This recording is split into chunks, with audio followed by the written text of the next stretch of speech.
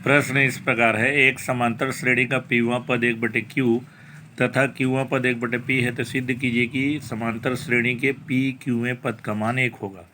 यह प्रश्न बैंक का प्रश्न है। आइए इसको हल करेंगे। सबसे पहले हम मानते हैं कि माना समांतर श्रेणी का प्रथम पद ए तथा सर्वांतर डी है। माना समांतर श्रेणी का प्रथम पद ए और सर्वांतर डी है, तो यहाँ प्रश्न में हमको क्या बोल रहा है, पीवां पद 1/q, क्यूवां पद 1/p। तो प्रथम शर्त अनुसार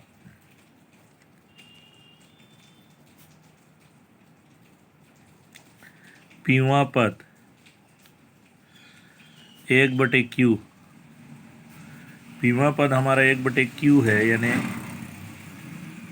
a plus p minus 1 into D बराबर 1/q। ए धन पी ऋण 1 डी बराबर 1/q, ये हमारा समीकरण 1। द्वितीय शर्त अनुसार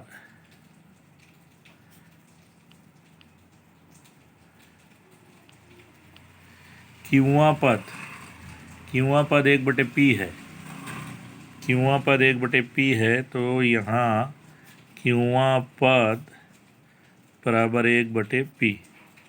तो क्यूवां पद का मतलब ए धन क्यू ऋण 1 डी बराबर 1/p। ये हो गया हमारा समीकरण 2।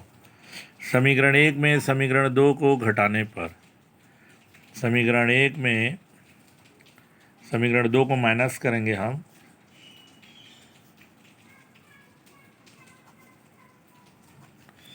अब समीकरण 1 क्या है, ए धन पी ऋण 1 डी बराबर 1/q, A plus p minus 1 into D बराबर 1/q। यहाँ हो गया ए धन क्यू ऋण 1 डी बराबर 1/p।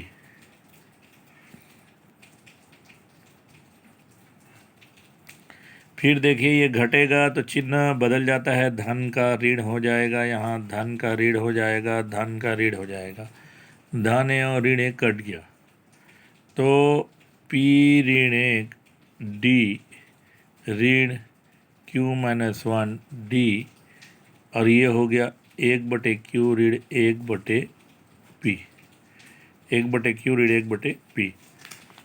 इसी स्टेप को हम एक बार और लिख लेते हैं। देखिए यहाँ p minus 1 into D q minus 1 into D 1/q minus 1/p। अब दोनों में d है, आप उभयनिष्ठ ले लीजिए, p ऋण 1 ऋण q ऋण 1 और यहाँ d, तो यहाँ ये हो गया QP, लघुत्तम ले लिए 1 का गुणा p से ऋण 1 का गुणा q से, 1 गुणा p ऋण 1 गुणा q।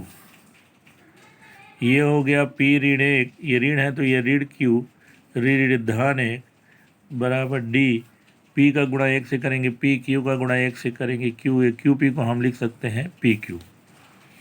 अब उसके बाद आप देखिए क्या कटेगा, ऋण 1 धन 1 कट गया, तो हमारे पास क्या बचा, p ऋण q d बराबर p माइनस q अपान PQ।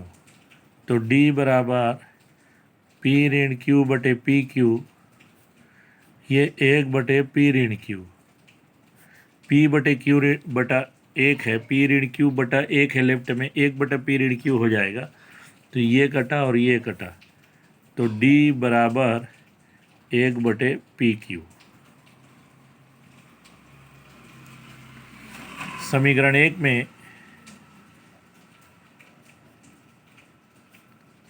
d बराबर 1/PQ रखने पर समीकरण 1 हमारा क्या है, a धन p ऋण 1 d बराबर पीवां पद 1/q है, यानी a धन p ऋण 1 d बराबर 1/q। d का मान हम रख देते हैं यहाँ 1/PQ, p ऋण 1 गुणा 1/PQ बराबर 1/q। ए धन पी का गुणा 1 से करेंगे तो ये बन जाएगा पी बटे पी क्यू, ऋण 1 का गुणा 1 से करेंगे तो ये बन जाएगा 1 बटे पी क्यू बराबर 1 बटे क्यू। अब ये पी कटा तो ए धन 1 बटे क्यू ऋण 1 बटे पी क्यू बराबर 1 बटे क्यू। तो ए बराबर 1 बटे क्यू, ये हो गया ऋण 1 बटे क्यू धन ये ऋण 1 बटे पी क्यू इधर जाके धन 1 बटे पी क्यू, ये कटा तो ए का मान आ गया हमारा 1 बटे पी क्यू। अब हम लिखते हैं समांतर श्रेणी के पी क्यूवें पद का मान बराबर ए धन पी क्यू ऋण 1 डी। हमारा आप जानते हैं ए का मान निकला 1 बटे पी क्यू धन पी क्यू ऋण 1 डी, डी का मान भी निकला 1 बटे पी क्यू। अब 1 बटे पी क्यू धन पी क्यू का गुणा 1 बटे पी क्यू से करेंगे तो ये हो जाएगा पी क्यू बटे पी क्यू ऋण 1 गुणित 1 बटे पी क्यू। अब आप देखिए plus 1 upon P Q minus 1 upon P Q is cancel out, तो हमारे पास बचा P Q upon P Q. This one is cancel out, ये दोनों कट गया तो हमारे पास कितना आया 1 आया। हमको क्या बोला गया था, सिद्ध कीजिए कि समांतर श्रेणी के पी क्यू पद का मान 1 है, जो आ गया तो हमारा ये उत्तर आ गया और ये क्या हो गया हमारा सिद्ध भी हो गया।